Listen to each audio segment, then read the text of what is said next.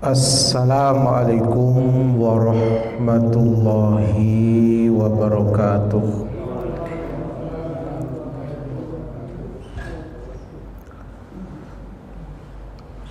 Innal hamdalillah nahmaduhu wa nasta'inuhu wa nastaghfiruhu wa nastahdihi wa natubu ilaihi wa natawakkalu alaihi wa na'udzu bihi min syururi anfusina wa min sayyiati a'malina man yahdihillahu fala mudilla lahu wa man yudlilhu fala hadiyalah. Ashhadu an la ilaha illallah wahdahu la syarika lah wa ashhadu anna Muhammadan abduhu wa rasuluhu la nabiyya wa la rasula ba'dah. Ya ayyuhalladzina amanu taqullaha haqqa tuqatih wa la tamutunna illa wa antum muslimun. Ya ayyuhan nasu taqu rabbakumul ladzi khalaqakum min nafsin wahidah wa khalaqa minha zawjaha wa batha minhuma rijalan katsiran wa nisaa'a wattaqullaha alladzi tasaaluna bihi wal arham innallaha kana 'alaikum raqiba. Ya ayyuhalladzina amanu taqullaha wa qulu qawlan sadida yuslih lakum a'malakum wa yaghfir lakum dhunubakum wa may yuti'illaha wa rasulahu faqad faza fawzan azima. Amma ba'd. Kaum muslimin wal muslimat, jamaah Masjid Al-Ikhlas yang mudah-mudahan kita senantiasa dirahmati dan diberkahi Allah Subhanahu wa taala. Pertama-tama mari kita bersyukur kepada Allah Subhanahu wa taala dengan sebenar-benar syukur atas nikmat yang Allah Subhanahu wa taala anugerahkan kepada kita. Ada seorang tokoh ulama di kalangan tabi'in yang bernama Al-Imam Wahab bin Munabbih rahimahullah yang wafat tahun 110 Hijriah. Beliau mengatakan ru'usun ni'ami salasatun. Pokok-pokok nikmat itu ada 3. Jadi kalau kita mendapatkan 3 hal ini, berarti kita telah mendapatkan nikmat-nikmat yang paling utama, yang paling pokok. Apa ketika nikmat itu? Yang pertama kata beliau adalah nikmatul Islam. Nikmat dipilihnya kita menjadi seorang muslim. Ini nikmat paling pokok dan paling berharga, karena tanpa menjadi seorang muslim maka seluruh amal perbuatan manusia tidak ada nilainya sedikit pun dalam pandangan Allah Subhanahu wa taala. Sebanyak apapun perbuatan baiknya dalam kacamata manusia, kalau dia bukan seorang muslim, dalam pandangan Allah tidak ada kebaikan sedikit pun. Maka ketika kita menjadi bagian daripada orang-orang muslim, berarti Allah telah memberikan kepada kita nikmat yang paling mendasar, paling pokok. Itu yang pertama, nikmatul Islam. Yang kedua kata beliau adalah nikmatul afiyah. Nikmat diberikan keselamatan. Ya. Jadi kita kadang kalau ditanya apa kabar, jawabnya sehat walafiat. Ya. Sehat dan afiat. Apa itu afiat? Afiat itu adalah as-salamatu min kulli makruh. Selamat dari segala sesuatu yang tidak disukai. Apa saja? Selamat dari sakit. Ya, jadi tidak ada orang yang ingin sakit. Ya. Jadi kalau orang tidak sakit, itu berarti dia mendapatkan afiat. Sakit yang hari ini sedang pandemi itu kan COVID. Ya. Jadi kalau kita selamat dari penyakit COVID, berarti kita ini diberikan oleh Allah afiat. Itu nikmat yang luar biasa.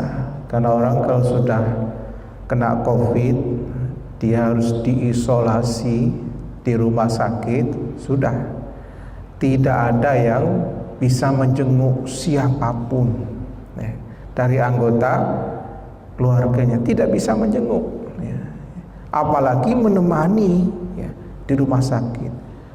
Nah, kalau orang itu tidak bisa berjalan, harus dipapah, tidak bisa buang air sendiri, tidak bisa makan sendiri, ketika terkena COVID diisolasi, alangkah menderitanya.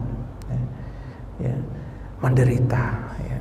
Kalau yang diisolasi dan dia OTG, badannya sehat, itu masih bisa beraktivitas meskipun di ruangan yang tersendiri. Tapi kalau memang dia ada penyakit bawaan yang parah, sudah begitu diisolasi, tidak boleh dijenguk, apalagi ditemani, maka penderitaannya semakin berat. Nah, ketika kita selamat dari penyakit ini, maka kita mendapatkan nikmat afiat. Bagian daripada nikmat afiat, selamat dari musibah. Ya. Sebagaimana tidak ada orang yang ingin sakit, juga tidak ada orang yang ingin tertimpa musibah. Selamat dari apa saja. Apakah musibah itu dalam bentuk kecelakaan? Ya. Ya. Kecelakaan itu apakah kecelakaan tunggal? Ya. Atau kecelakaan bukan karena ditabrak, ya, tetapi karena terjatuh. Ada orang yang terjatuh dari tangga masjid itu sampai tulang belakangnya itu, saraf tulang belakangnya itu kejepit, ya, sampai dioperasi berkali-kali. Ada ya seorang dokter dia, seorang ibu-ibu di kota Bumi sana, pulang dari sholat subuh, dia sholat subuh di musola sama suaminya juga dokter, terjatuh, terpleset dari tangga, karena mungkin pagi-pagi berembun, jadi turun dari tangga-tangga teras itu, terpleset, jatuh, itu saraf tulang belakangnya kejepit, dioperasi di rumah sakit di RSCM Karima apa itu yang khusus tentang saraf, kemudian dibawa ke Surabaya, dibawa ke Semarang, berkali-kali operasi, sampai hari ini masih merasa keluhan nyeri di punggungnya ini. Sederhana, ya, karena apa? Cuma karena jatuh, terpleset, ya.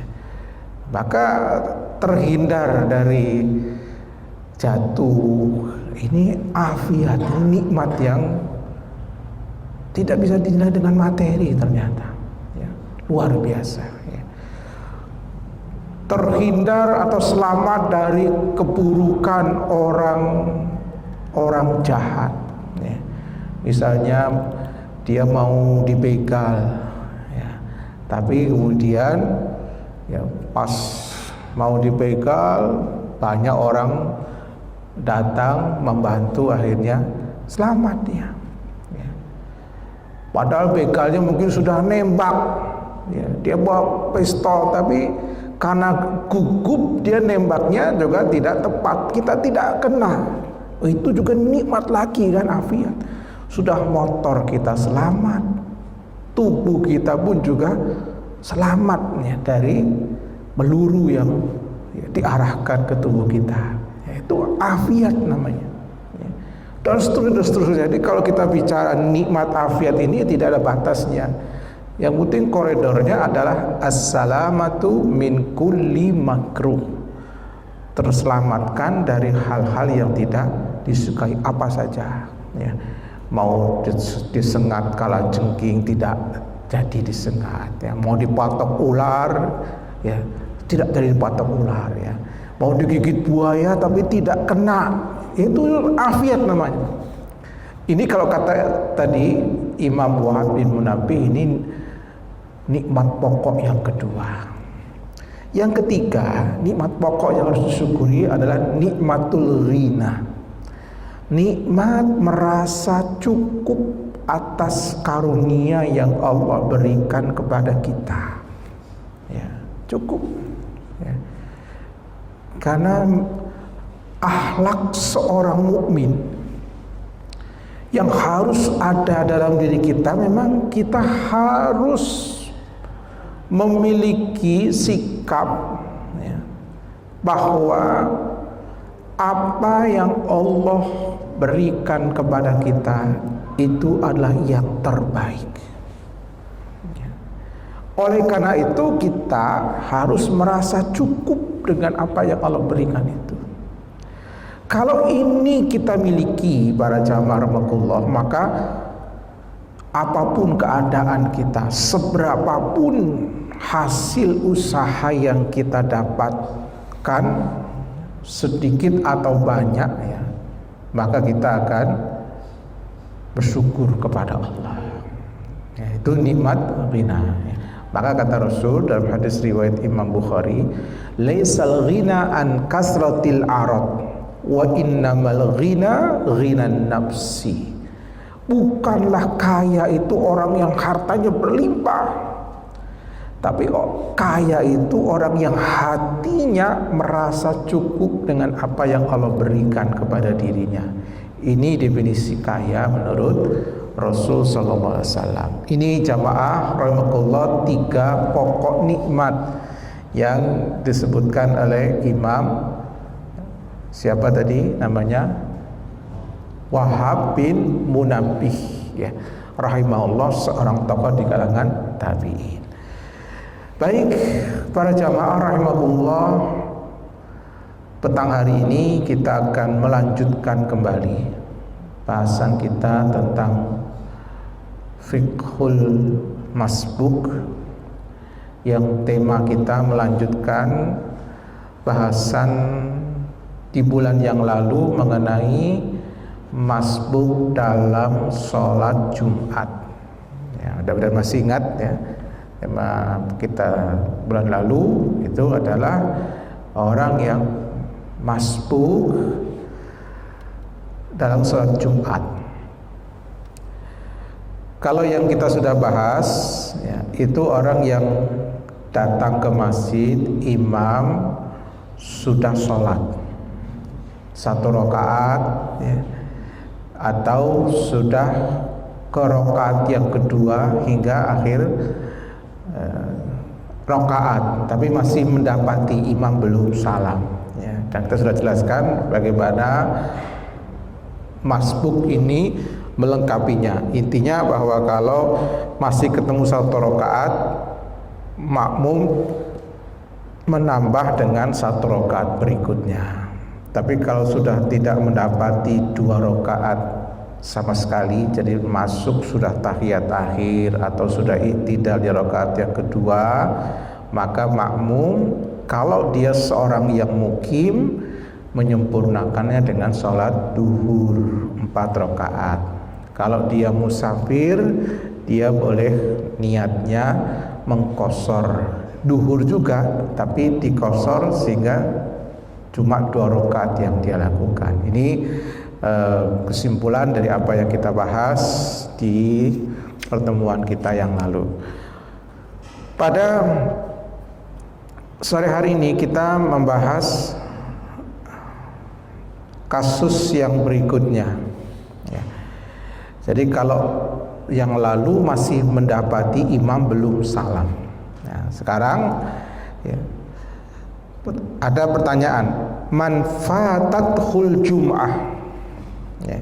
Jadi orang yang tidak mendapati Jumat ya, jadi fatat, dia ke masjid, Jumatnya sudah selesai, jadi imamnya sudah salam ya. Jadi bukan lagi ketinggalan 1 atau 2 rakaat ya, sudah salam, sudah sedang berzikir ya. Tapi dia posisinya ke masjid ya, bukan di rumah ya. Dia datang ke masjid, ternyata sudah salam ya. Apakah memang dia berangkatnya terlambat atau dia sudah berangkat dulu kemudian ada musibah di tengah jalan ya. Misalnya motornya kehabisan bensin atau bannya kempes ya, dan lain sebagainya ya. Atau perutnya yang sakit ya, jika dia harus ke kamar mandi dan ternyata mulesnya ini perlu proses yang lama ya, sampai akhir sholat nih, baru selesai berwudu ternyata sudah nggak ketemu lagi jamaah. Nah, man fatathul jum'ah, jadi kalau orang sudah tidak mendapati sholat Jumat, pertanyaannya, fahal yusalli jum'atan rak'ataini am zuhran ya. Ini orang ke masjid ya. Jadi sudah tidak ketemu sholat Jumat. Nah, apakah orang ini melaksanakan sholat Jumat 2 rakaat tentunya sendirian ya, karena yang lain sudah ya. Am zuhran, atau dia sholatnya zuhur. Kalau zuhur berarti 4 rakaat, bukan 2 rakaat. Kalau Jumat berarti dia 2 rakaat. Maka pertanyaannya, apakah dia sholat Jumat sendiri 2 rakaat ataukah dia sholatnya duhur? Nah, dijawab oleh Syekh Abdul Aziz bin Baz rahimahullah. Saya bacakan, man lam yahduril jum'ah ma'al muslimin ya. Jadi orang yang tidak bisa hadir sholat Jumat bersama kaum muslimin ya, li udhrin syar'i ya, karena uzur yang syar'i ya. Yaitu tadi misalnya dia tidak sengaja melambat-lambatkan diri, tapi ya bensinnya habis di jalan, cari tukang bensin dah ketemu ya, akhirnya terlambat. Atau bin marad, atau dia sakit tadi, sakit perut, sakit kepala, sakit apa ya, yang penting sakit ya. Au ghairuhu au ghairihi min au ghairihi au li asbabin ukhra, atau karena sebab-sebab yang lain ya. Shalla zuhran, maka orang ini hendaknya melaksanakan sholat zuhur ya. Jadi tidak ada sholat Jumat sendirian ya. Tidak ada sholat Jumat sendirian. Jadi kalau sholat Jumat sudah selesai ya, dan dia baru datang, maka dia cukup mengerjakan sholat duhur ya, sholat duhur. Andai kata dia datang berdua pun ya sholat duhur juga ya, bukan kemudian membuat sholat Jumat sendiri ya. Ya, jadi sholat Jumat di satu masjid itu sekali dilaksanakan ya. Jadi kalau misalnya ada orang yang datang terlambat, maka dia sholatnya sholat duhur ya. Wa hakaza al-mar'ah, maka demikian pula untuk kaum wanita, ibu-ibu ya, ibu-ibu yang memang tidak diwajibkan untuk sholat Jumat, ya. Dan juga orang lain yang tidak wajib Jumat, karena dalam hadis riwayat Imam Abu Dawud di dalam sunannya itu Rasulullah SAW bersabda, al jumu'atu haqqun wajibun ala kulli muslimin illa arba'ah. Ya. Ada riwayat yang mengatakan khamsah. Ya. Jadi salat Jumat itu wajib bagi setiap muslim kecuali 4 golongan. Ya. Ada yang menyebutkan 5. Ya. Nah, 4 itu siapa saja? Yang pertama adalah al-mar'ah, ya, wanita. Wanita ini dia tidak terkena kewajiban Jumat, tidak terkena ayat idza nudiya lis-salati min yaumil jum'ati fas'au ila zikrillah wa dzarul bai'. Dia tidak terkena ayat ini. Ya. Jadi wanita meskipun dia sengaja tidak hadir sholat Jumat itu tidak berdosa. Lain halnya dengan laki-laki. Ya. Laki-laki kalau sampai 3 kali meninggalkan Jumat, mantaraka salasa Jumu'at, siapa yang meninggalkan 3 kali sholat Jumat, khutima ala qalbi, maka hatinya itu distempel. Stempel apa? Stempel dia itu memiliki sifat kemunafikan. Ya. Nah, itu dosa besar bagi laki-laki yang tentunya tanpa uzur yang dibenarkan dia meninggalkan sholat Jumat. Tapi kalau ada uzur tidak masalah. Ya. Ya, uzur ada alasan yang dibenarkan. Apa alasan yang dibenarkan? Misalnya dia pada saat itu ditugasi sebagai satpam. Ya. Satpam itu kan tugasnya menjaga. Kalau dia ikut sholat bisa kacau itu, bisa maling bisa datang, ya, pencuri, ya, barang-barang bisa hilang. Maka satpam kalau memang dia jadwalnya itu saat itu giliran dia berjaga, dia tidak mengapa tidak sholat Jumat, ya, berjaga. Kalau memang tempat itu harus dijaga, ya. Jadi nanti bagaimana? Ya kalau tidak sholat Jumat dia sholat duhur itu saja. Nah ini kan dia meninggalkan Jumatnya karena ada uzur, ya, ada uzur. Contoh lain misalnya dokter di saat hari Jumat itu dia harus mengoperasi pasien yang tidak mungkin ditunda. Kalau ditunda nyawanya bisa tidak tertolong, ya. Ada memang operasi yang bisa disetting waktunya kan, gitu ya. Tapi ada yang tidak bisa. Ya, kalau misalnya ada kecelakaan mendadak yang harus segera ditangani, tidak boleh ditunda pas hari Jumat, maka bisa jadi bukan hanya 1-2, tapi 1 tim dokter itu tidak Jumatan, karena nggak mungkin operasi 1 orang juga. Ya. Ada dokter anestesia, dokter bedah, dokter mungkin saraf, dokter anak, tergantung apa kasusnya. Ya, belum perawat-perawat membantunya. Berarti semuanya itu yang memang diperlukan dalam operasi itu termasuk yang terkena uzur syar'i tidak Jumat. Tapi tidak Jumatnya bukan karena keinginannya ingin meninggalkan Jumat, tapi karena kondisi yang menuntut seperti itu, karena ini persoalan nyawa manusia. Nah ini contoh-contoh uzur. Jadi wanita itu memang tidak diwajibkan untuk sholat Jumat. Akan tetapi boleh wanita itu sholat Jumat, ya. Kalau memang ada masjid yang menyediakan tempat untuk wanita.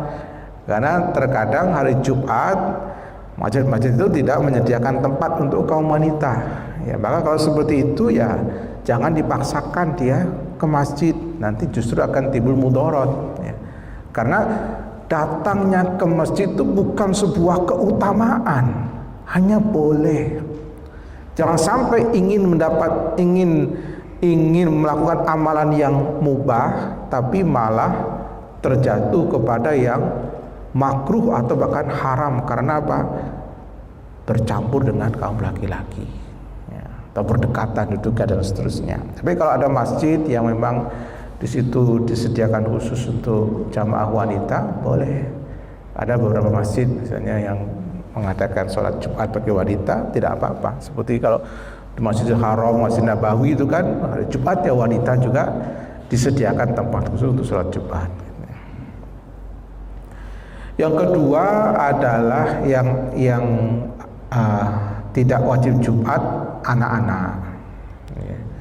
Yang kemudian yang ketiga orang yang sakit. Ya, orang sakit ini kalau memang dia berat untuk sholat ke masjid, ya, maka dia boleh ya, tidak Jumat. Jadi dia tidak Jumatnya bukan karena malas, tapi karena memang kondisinya. Ya. Dia tidak mungkin duduk berlama-lama ya, karena faktor penyakitnya. Apalagi kalau dia itu diinfus. Nggak mungkin dia bawa infus ke masjid kan, akan menyulitkan orang lain kan, mengganggu orang lain. Maka yang seperti itu dia cukuplah di rumah atau di rumah sakit, nah, sholatnya munfarid sendiri dan sholatnya tentu sholat duhur. Nah, kemudian hamba sahaya yang keempat, ya, budak. Tapi hamba sahaya ini sekarang mungkin kasusnya sudah langka ya. Ada tapi sudah langka dan tidak ada di semua tempat. Kayak mungkin di Indonesia ini mungkin tidak ada budak. Ya. Tapi di beberapa negeri seperti di negara namanya Mauritania, ya, itu masih ada budak di sana.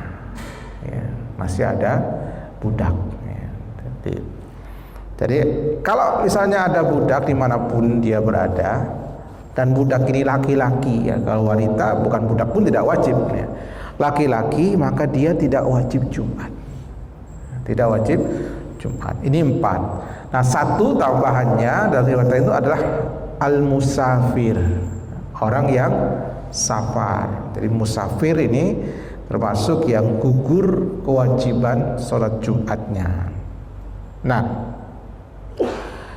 orang-orang yang gugur atau yang tidak wajib Jumat atau yang wajib Jumat tetapi tidak mendapati Jumat, ini sama hukumnya. Jadi orang yang sebetulnya wajib Jumat tetapi tidak mendapati sholat Jumat, sudah masbuknya sudah terlambat, sudah salam. Dan orang-orang yang memang pada asalnya 4 atau 5 golongan tadi ini memang tidak wajib Jumat, nah mereka diwajibkan untuk sholat duhur ya, jadi sholat Jumatnya diganti kepada sholat asalnya yaitu duhur. Nah kalau duhur berarti 4 rakaat bagi selain musafir. Jadi bagi wanita, bagi yang sakit, ya, tadi budak, ya, anak ini mengerjakan duhurnya itu 4 rakaat. Tapi kalau musafir, dia boleh memilih yang dikosor 2 rakaat. Ya, jadi tidak harus 4 rakaat. Bahkan bukan hanya boleh, lebih afdol musafir itu kalau hari Jumat dan dia tidak singgah ke masjid, dia lebih afdal duhurnya itu dikosor 2 rakaat, bahkan bisa dijamak dengan asarnya. Ini musafir hari Jumat, itu dia tidak sholat Jumat, dia sholat duhur 2 rakaat, kemudian dijamak dengan asar juga 2 rakaat, jadi jamak dan kosor. Nah, orang sakit, nah ini agar diketahui juga. Mungkin ada yang bertanya, boleh tidak orang itu kalau sakit itu mengkosor sholat? Ini sering ada pertanyaan ya. Jadi karena sakit kan sulit sholat ya. Jadi boleh nggak sholatnya dikosor? Jawabannya, melihat situasi orang yang sakit. Situasi di sini bukan keadaan orangnya, tetapi domisili orangnya. Kalau orang yang sakit ini dirawat di rumahnya atau dirawat di rumah sakit yang masih di dalam kota, berarti dia dihukumi statusnya sebagai orang yang mukim. Maka dia tidak boleh mengqashar sholat. Si sakit ini tidak boleh mengqashar sholat, meskipun dia itu kalau sholat sempurna berat, ya seberat apapun, karena dia dihukumi mukim, maka sholatnya harus sempurna. Duhur yang 4 rakaat, asar 4 rakaat, isya 4 rakaat. Tetapi orang yang sakit, yang mukim tadi, kalau dia berat, dia diperbolehkan menjamak 2 sholat, duhur dan asar dijamak, ya. Karena mungkin kalau harus setiap sholat ini berwudu, mengganti, memastikan bajunya tidak terkena najis, ini cukup berat, menghadap kiblat dan lain sebagainya. Orang sakit kan berat, ya. Maka dispensasinya dia boleh menjamak, duhur dijamak dengan asar, jadi sekaligus, ya. Tapi tidak dikosor. Nah ini, jadi 4 rakaat, maghrib dijamak dengan isya. Nah, itu kalau memang berat untuk sholat pada waktu-waktu yang sudah ditetapkan, diperbolehkan menjamak. Tetapi, nah ini catatannya, kalau si pasien yang sakit ini tadinya dia di opnam di Abdul Muluk, tahu-tahu harus dirujuk ke RSCM, ya, ke Jakarta, maka statusnya berubah, dia jadi seorang musafir. Dia musafir statusnya, karena sudah tidak lagi berada di wilayahnya. Maka selama di Jakarta, dia boleh mengqashar dan menjamak sholatnya.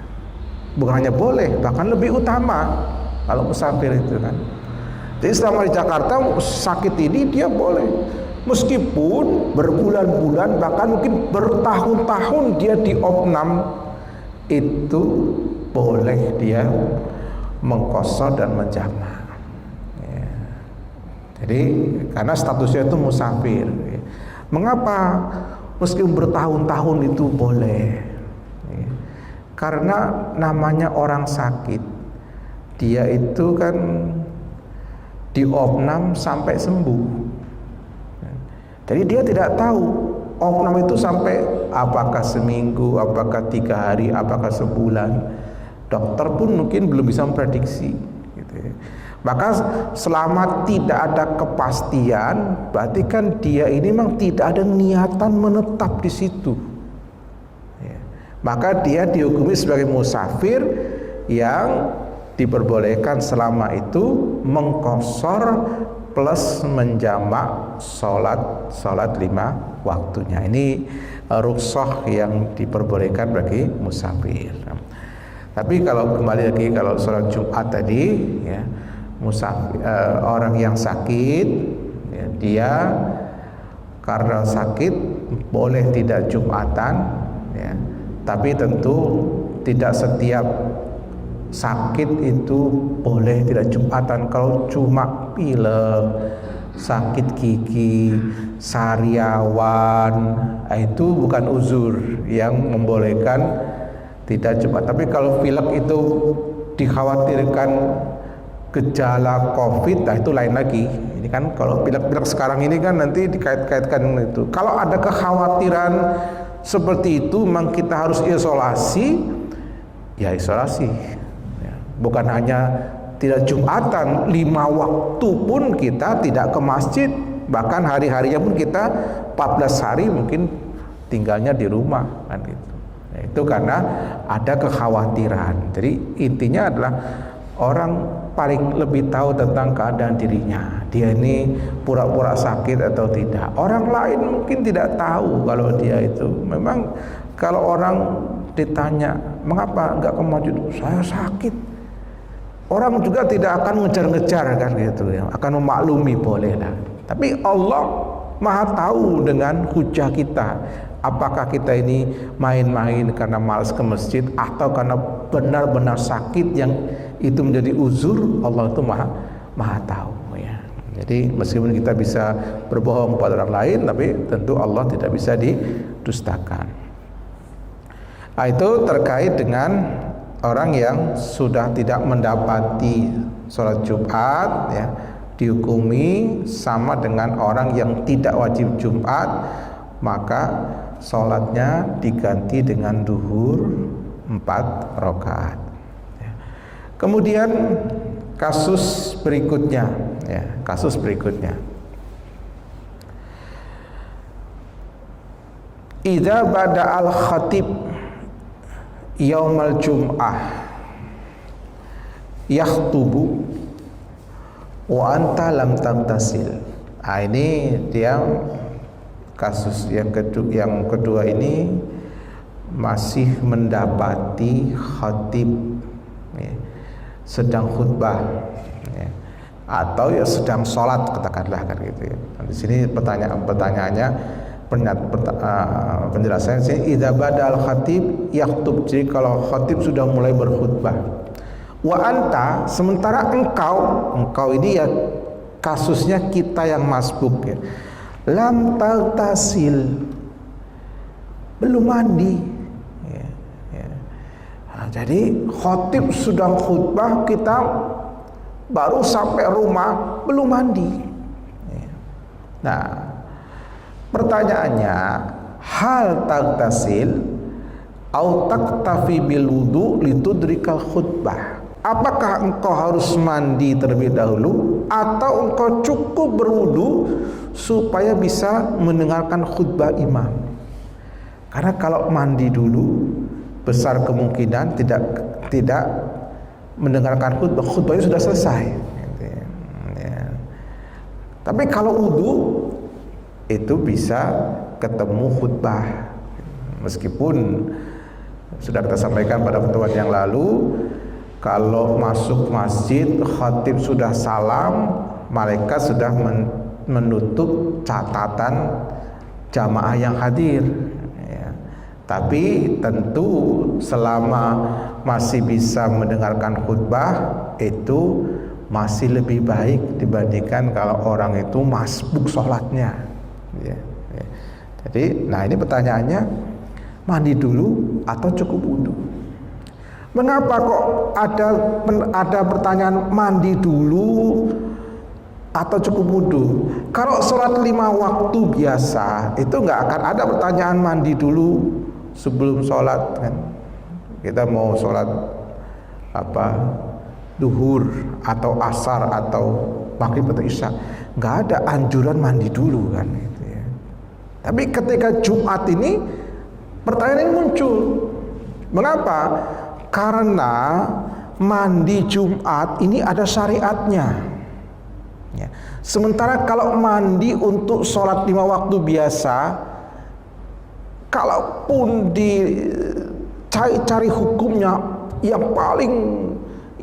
paling berat hukumnya itu hanya sunnah, tidak sampai muakkad, apalagi sampai wajib. Tetapi kalau Jumat ini tidak ya.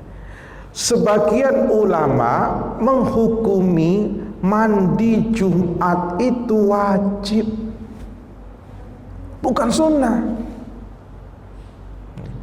Tapi tidak ada yang menghukumi mandi sholat 5 waktu itu wajib, kan nggak ada. Tapi kalau Jumat itu ada yang menghukumi wajib, dan mereka punya dalil ya. Meskipun dalil ini juga nanti ada penafsiran lain, tapi mereka punya dalil.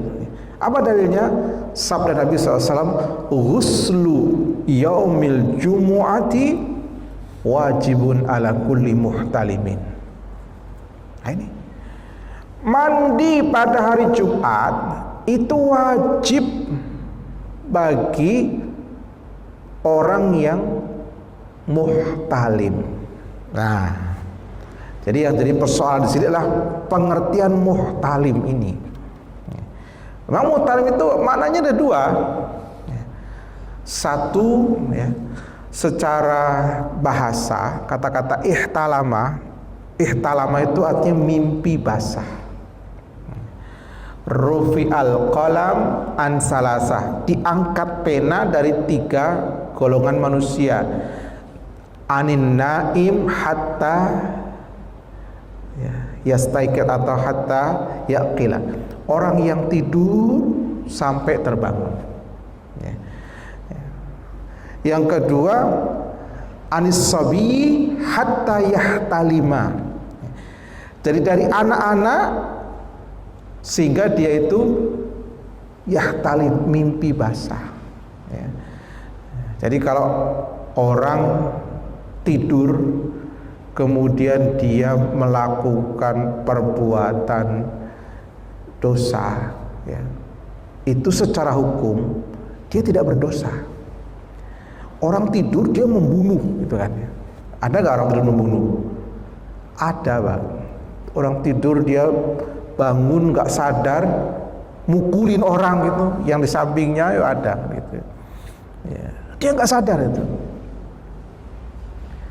Nah, dia membunuh, memang membunuh itu mungkin dia nanti akan diproses hukum. Tapi secara hukum akhirat ini beda dengan dia membunuh ketika dia dalam keadaan sadar. Kalau dalam keadaan sadar kan jelas, wa may yaqtul mu'minan muta'ammidan fajazauhu jahannam khalidan fiha.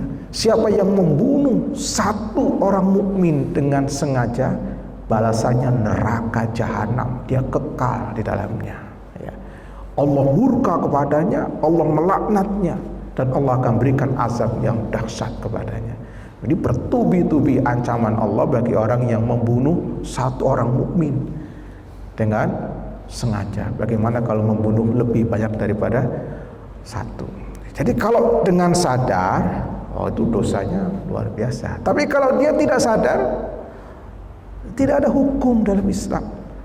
Anin naim hatta yastaiqir. Jadi orang yang tidur sampai dia bangun, perbuatan semasa tidur itu tidak ada hukumnya. Apalagi mimpi sampai dilaporkan, kan? Ada orang mimpi jadi dilaporkan, jadi terdakwa, gitu.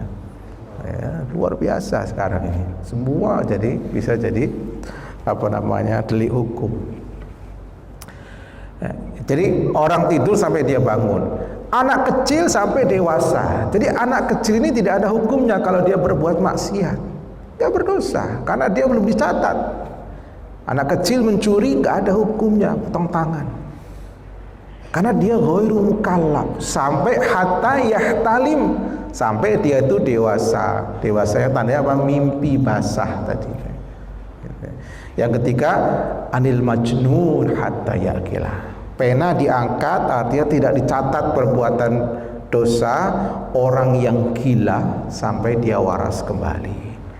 Jadi orang gila mencuri itu enggak dipotong tangannya, Bang.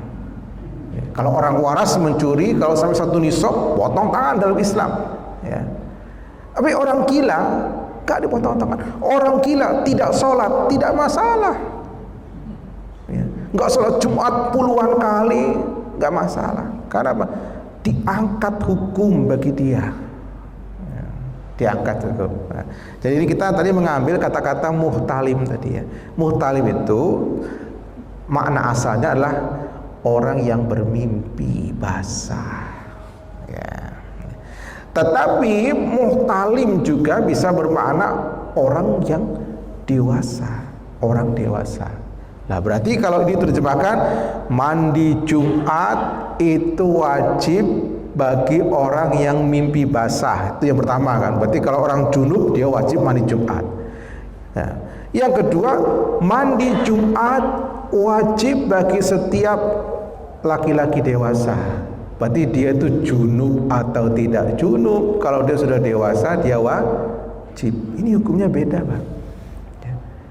Itulah para ulama, ya, Maka mengapa kok terjadi perbedaan pendapat di kalangan para ulama itu seperti itu? Karena memang lafadz itu memiliki alternatif makna yang berbeda-beda dan semuanya benar maknanya itu. Ya, semuanya benar. Makanya ada ulama yang bersikukuh wajib mandi. Ada yang mengatakan wajib mandi bagi yang mimpi. Kalau nggak mimpi nggak wajib mandi. Termasuk yang berpendapat tidak wajib mandi ini, mereka berpedoman kepada amaliyahnya Utsman bin Affan. Utsman bin Affan hari Jumat itu beliau wudhu saja nggak mandi. Kalau mandi itu wajib, tidak mungkin beliau tidak mandi. Nah, itu sampai begitu. Jadi polemik. Tapi para jamaah Allah tidak usah bingung, ya. Meskipun ulama berbeda pendapat tentang mandi itu wajib atau tidak, ya kita ambil yang paling gampang saja, ya. Kalau memang tidak hari Jumat saja kita bisa mandi, ya, mengapa Jumat yang minimal hukumnya itu sunnah kok kita nggak bisa mandi? Minimal itu sunnah mandi Jumat itu kan gitu. Apalagi kalau wajib kan gitu.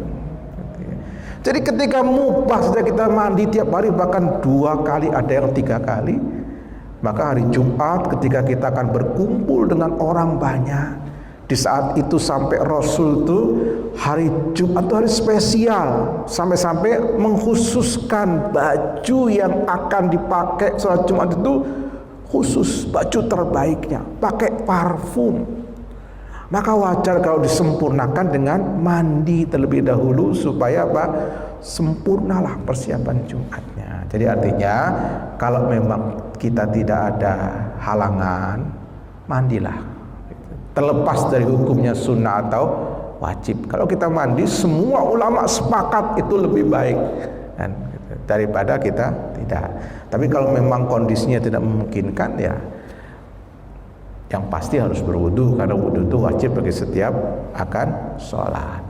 Tapi mandi wajib, mandi Jumat itu juga tidak harus mendekati mau berangkat ke masjid. Orang yang bekerja di kantor boleh mandi pagi itu diniati sekaligus mandi Jumat. Boleh, Pak. Mau ke kantor jam 8, jam setengah 8 atau jam 7 mandi dulu kan. Kayaknya kan nggak ada orang ke kantor nggak mandi kan, Pak. Ya, saya yakin kita kalau kerja, guru ngajar, yang ke mana, yang ke pasar aja, mau ke pasar mandi dulu, dandan dulu, rapi dulu kan. Apalagi sales nggak mungkin nggak mandi, nggak laku dia jualannya kan gitu ya. Kan gitu. Jadi kalau untuk urusan dunia kita bisa mandi, mengapa untuk urusan akhirat kita malah mencari-cari alasan yang paling ringan gitu ya. Jadi mandilah. Jadi nggak apa-apa mandi pagi niatan untuk Jumat, karena kan tidak mungkin juga kita di kantor jam setengah 12 mandi kan, itu kan sangat, ya mungkin 1-2 orang bisa, tapi kalau seluruh karyawan harus seperti itu kan nggak cukup juga orang mandinya kan gitu. Jadi boleh, yang penting sudah masuk hari Jumat, mandi pagi diniati Jumat, itu tidak mengapa. Tapi kalau memang kita nganggur ya di rumah, yang lebih baik tentu mandinya itu menjelang akan ke masjid, sehingga masih fresh betul kan gitu ya. Jadi ke masjid itu betul-betul masih segar, masih bau-bau sabun, masih basah, masih fresh, sehingga kita sholat tahiyatul masjid, sholat intizar, membaca Al-Kahfi, membaca sholawat itu semangat, karena apa? Fresh. Nah, itu tentang mandi. Jadi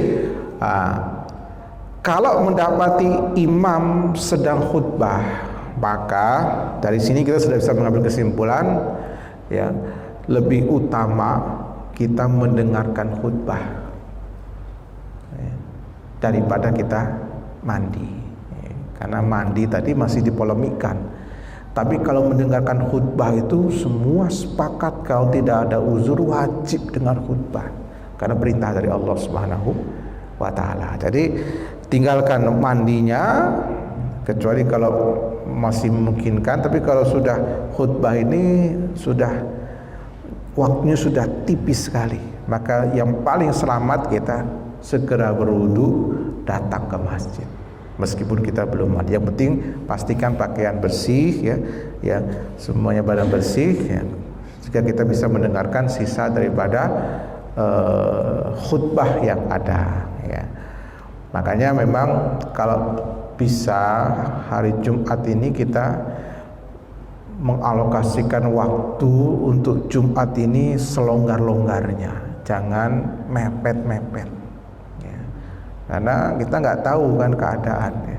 Jadi kita usahakan betul kita meluangkan waktu seluang-luangnya sehingga bisa mendapati waktu yang paling utama ke masjid, dapat korban seekor onta. Nah, itu seminggu sekali, gitu ya. Yang mana hal ini bisa kita lakukan kalau kita itu umroh, apalagi haji kan, ya. Nggak ada orang haji ke masjidnya sudah azan Jumat, Pak. Umroh aja nggak ada. Orang umroh tuh hari Jumat, kapan ke masjid? Jam 9 udah berangkat ke masjid. Lambat-lambatnya itu jam 11, ya. Itu paling lambat. Itu pun sudah nggak ketemu lagi bagian dalam. Itu sudah mesti di pelataran bagian luar kalau sudah jam 11, ya. Harus bawa saja sendiri di halaman. Kalau mau ke masjid harus datang sebelum jam 11. Itu kalau hari Jumat kan, gitu. Itu bisa, ya, orang-orang haji umroh itu bisa. Mengapa? Karena memang mereka itu meluangkan waktu untuk itu. Maka kita yang sudah alumni haji, alumni umroh ini, ya praktekkan kebiasaan baik di sana itu, dipraktekkan meskipun tidak harus jam 9, jam 10, ya. Ya, kita kadang-kadang jam setengah 12 saja masjid masih kosong. Syukur-syukur kita jam 11 sudah mandi, sudah berangkat. 11:04 sudah di masjid, sudah bisa tahiyatul masjid, bisa baca Al-Kahfi yang belum baca Al-Kahfi, bisa memperbanyak sholawat. Karena itu amalan-amalan yang paling penting yang dianjurkan oleh Rasul untuk kita baca di hari Jumat. Wallahu a'lam bishawab. Mungkin ini jamaah rahimakumullah paparan materi yang dapat saya sampaikan. Masih ada beberapa menit waktu, ya, mungkin kalau ada hal-hal yang ditanyakan oleh para jamaah saya persilahkan. Assalamualaikum warahmatullahi wabarakatuh. Waktu sholat istri ketika di suami atau laki-laki berangkat sholat Jumat, apakah waktu sholat istri sholat zuhur itu setelah azan atau nunggu suaminya atau laki-laki yang baru pulang sholat? Jadi kan iya, baik. Jadi para jamaah rahimakumullah, waktu sholat duhur 5 kelompok atau golongan yang tidak wajib Jumat tadi, ya. Jadi waktu sholat, karena kan mereka tidak sholat Jumat, ya, berarti kan sholat duhur. Nah, waktu sholat duhurnya kapan, ya? Apakah harus menunggu selesai khutbah atau apalagi menunggu sholat selesai, atau boleh dilakukan sebelum itu? Jadi mereka orang-orang yang tidak wajib Jumat itu sudah boleh mengerjakan sholat duhur selama waktu duhur sudah tiba. Maka bahkan bukan hanya cukup sholat duhur, bagi ibu-ibu tetap ada anjuran sholat qobliyah duhur, ya, 4 rakaat. Yang penting azan sudah dikumandangkan. Artinya kalau tidak dengar azan, ya waktu sholat sudah masuk, itu saja.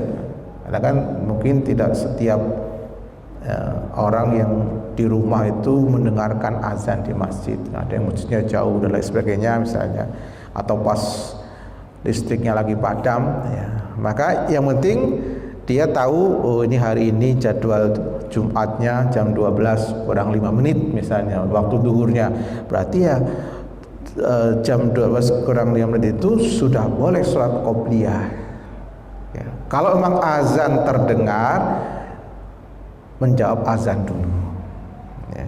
Jadi siapapun yang tidak sholat Jumat ketika mendengar azan dari masjid yang terdekat, tetap dianjurkan untuk menjawab azan, mengikuti, mengulangi suara muadzin, kemudian membaca sholawat dan doa setelah azan agar kita mendapatkan syafaat dari Nabi SAW.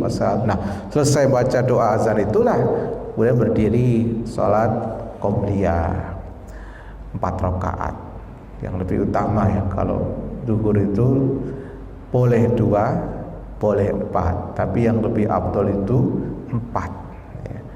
Karena ada hadis yang diriwayatkan oleh Imam Abu Daud dalam sunannya, di mana Rasulullah SAW bersabda, man sabara ala sintai asyrata raq'atan fil yaumi wal lailah banallahu lahu baitan fil jannah. Siapa yang bisa melazimi salat sunnah 12 rakaat sehari semalam di luar salat fardu, ini rawatib, maka Allah akan bangunkan untuknya sebuah rumah di surga. Arba'a raka'atin qabla zuhri wa raka'ataini ba'da. Rinciannya itu 4 rakaat sebelum duhur, 2 rakaat setelahnya. Wa raka'ataini ba'dal maghrib wa raka'ataini ba'dal isya wa raka'ataini qablal fajri ya. Jadi 4 rakaat sebelum duhur, 2 rakaat setelah duhur, 2 rakaat setelah maghrib, 2 rakaat setelah isya, dan 2 rakaat sebelum subuh, itu 12. Yang melazimi ini, kata Rasul, Allah akan bangunkan untuknya sebuah rumah di surga. Kalau cuma 2 rakaat sebelum duhur, boleh tidak? Boleh ya, karena memang pilihan ya. Qobliyah duhur itu bisa 2, bisa 4. Hanya kalau 2, fadilah dibangunkan rumahnya tidak ada. Nah, itu saja ya. Tetap dapat pahala, tapi keutamaan dibangunkan rumah di surga itu bagi yang melazimi 12 rakaat. Maka ibu-ibu yang tidak Jumatan dianjurkan sholat sebelum sholat duhur ya, setiap hari, bukan hanya hari Jumat saja, setiap hari sebelum duhur, sebelum sholat duhur itu, setelah masuk duhur tentunya ya. Setelah masuk duhur, sholat qobliyah dulu 4 rakaat, baru sholat duhur 4 rakaat, baru zikir, kemudian ba'diyah duhur 2 rakaat. Jadi ini berlaku bukan hanya ibu-ibu, tapi semua orang 5 golongan tadi yang tidak wajib Jumat, maka diperbolehkan sholat duhurnya ketika waktu zuhur sudah tiba. Jadi musafir saja ya, dia waktu Jumat itu dia tinggal di hotel ya, maka ketika lihat jam, oh ini sudah waktu duhur, dia sudah sholat di kamarnya di hotel itu duhur 2 rakaat, kemudian dikosor, dan setelah itu sholat asar 2 rakaat di kosor juga, jadi jamak kosor itu sudah diperbolehkan. Jadi tidak ada ketentuannya harus menunggu sampai azan khutbah selesai, apalagi sampai selesai sholat, tidak ada ya. Karena yang tidak wajib Jumat nanti kembali kepada keutamaan sholat di awal waktu. Nah, kalau dia nunda sampai orang-orang pulang dari masjid, dia nggak dapat keutamaan sholat di awal waktu. Kalau orang di masjid menunda karena memang ada khutbah, itu disyariatkan.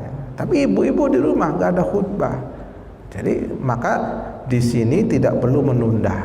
Cukup dia memastikan masuk waktu duhur, sesegera mungkin ya. Salat qabliyah justru semakin cepat malah semakin baik, karena ketika Rasul ditanya ayul a'mali afdal, ya Rasulullah, amal apa yang paling utama? Kata beliau, as-salatu fi awwali waqtiha, salat di awal waktu, ini yang terbaik ya. Wallahu a'lam.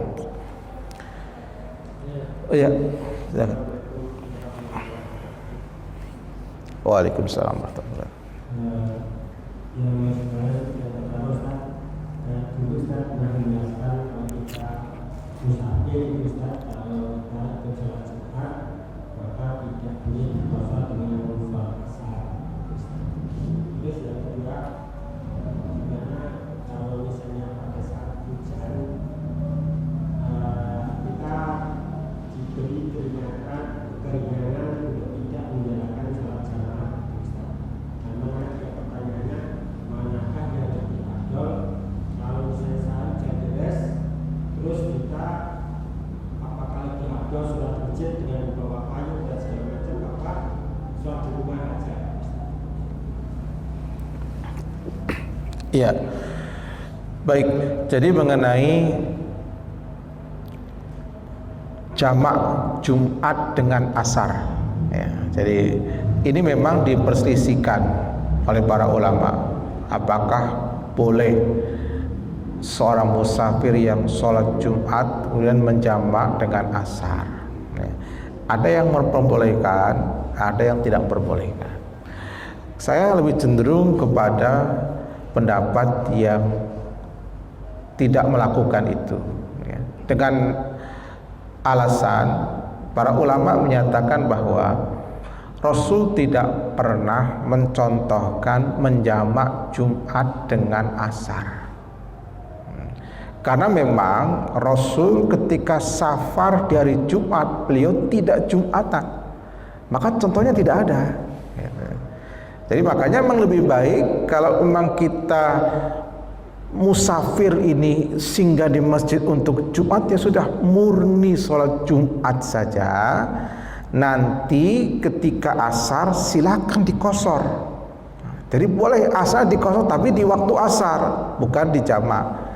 Kalau si musafir ini ingin menjamak, tidak perlu hadir sholat Jumat. Karena memang musafir ini gugur kewajiban Jumat, sehingga dengan dia sholat duhur dan dijamak dengan asar itu tidak terjadi khilaf. Gak ada khilafnya. Artinya semua ulama sepakat musafir boleh menjamak di waktu Jumat duhur dengan asar. Itu gak ada khilafnya. Ambil yang tidak ada khilafnya. Jadi kita akan lebih nyaman ya, daripada kita terjebak kepada khilafi yang dikhilafkan.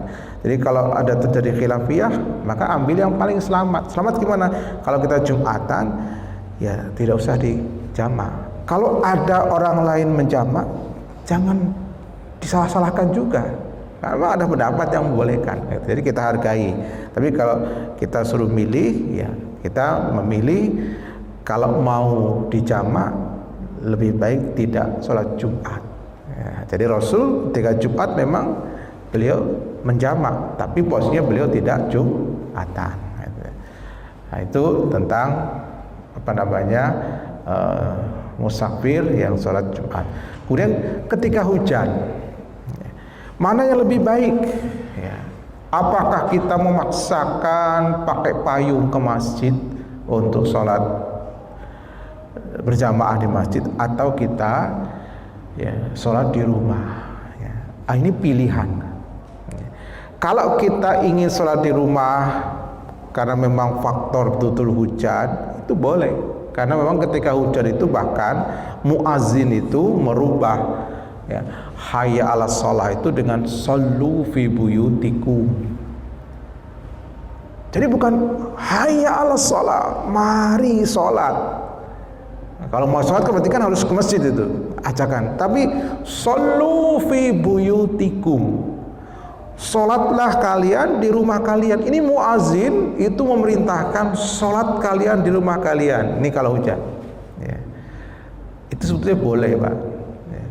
Tapi memang kalau belum populer ini bisa jadi fitnah itu kan. Oh, ini masjid Al-Ikhlas azannya beda gitu. Nah, itu saya jadi fitnah. Tapi sebetulnya kalau kita belajar syariat, belajar fikih itu di semua kitab fikih, semua mazhab itu ada gitu kan.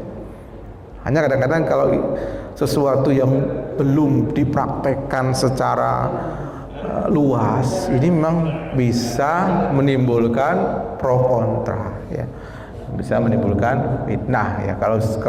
Kalau kekhawatiran muncul mudarat yang lebih besar ya tidak usah dilaksanakan kan gitu. Daripada kita ingin menghidupkan fitnah tapi memunculkan mudarat, ya lebih baik kita tidak sunnah tadi ya biarlah sementara ini baru sebatas wacana ya. Tapi kalau ada orang yang mempraktekkan, nggak usah diingkari kan, malahan wah itu yang sebetulnya malah benar gitu kan. Jadi persoalan ke masjid atau tidak itu tinggal mana yang paling mudah.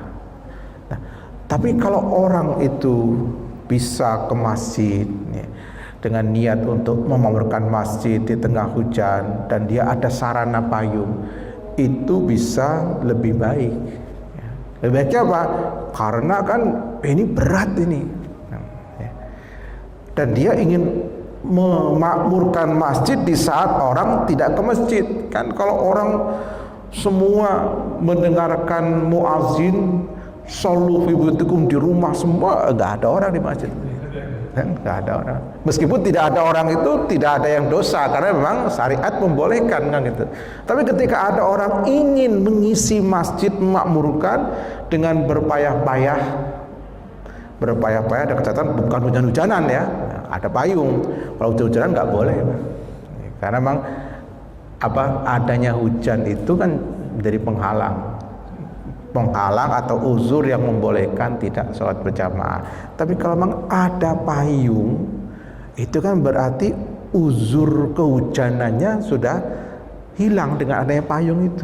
Maka memang lebih baik kalau ada payung itu, lebih baik dan lebih maslahat kita datang ke masjid selama itu tidak membawa mudarat kan. Tapi kalau misalnya kita pakai payung, fisik kita lemah, bisa flu, bisa itu berarti silahkan di rumah. Tapi kalau badannya fit, ada payung, apalagi cuma gerimis, berangkatlah ke masjid. Itu akan pahalanya akan lebih besar. Wallahu a'lam bishawab. Baik, mungkin demikian para jamaah rahimakumullah bahasan yang kita sampaikan pada pertemuan petang hari ini. Semoga bisa dipahami dan bisa menambah wawasan keilmuan kita dalam mengamalkan ajaran-ajaran Islam, khususnya terkait dengan masalah sholat, lebih khusus lagi masalah masbuk yang kadang-kadang ini kita alami dalam keseharian kita. Mudah-mudahan dengan adanya tambahan ilmu ini kita nanti bisa lebih pas dalam penerapannya dalam kehidupan yang nyata. Kita akhiri dengan doa kafaratul majlis. Subhanakallahumma bihamdika asyhadu an la ilaha illa anta astaghfiruka wa atubu ilaik. Billahi taufik. Wassalamualaikum warahmatullahi wabarakatuh.